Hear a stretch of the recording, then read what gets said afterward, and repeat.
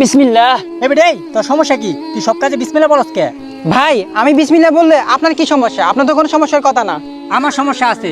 তুই আমার সামনে নেক্সট টাইমে বিসমিল্লাহ বলবি না। হায় রে মানুষ। বিসমিল্লাহির রহমানির রহিম।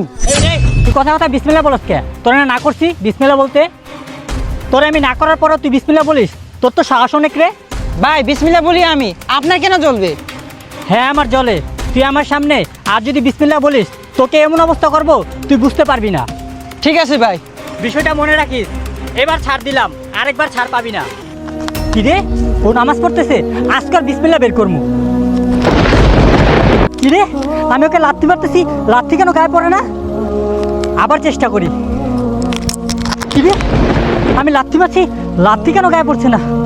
ওর নামাজ শেষ হোক, ওর কাছ থেকে বিষয়টা জানতে হবে। আসসালামু আলাইকুম রহমতুল্লাহ। আসসালামু আলাইকুম রহমতুল্লাহ। এই বেটা দাঁড়া তো। কি ভাই কি হয়েছে বলেন তো? তুই যখন নামাজ পড়তেছিলি তোর গায়ে আমি লাথি মারতেছিলাম, লাথি তোর গায়ে লাগছিল না কেন রে?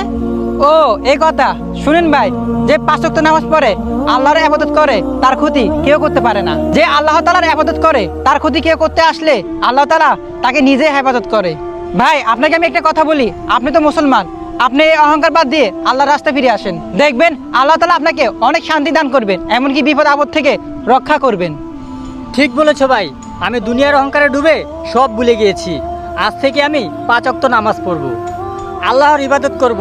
আপনি আমাকে মাফ করে দিন। তাহলে আল্লাহ আপনাকে হেদায়েত দান করছে। সবাই আই লাভ আল্লাহ লিখে যাবেন।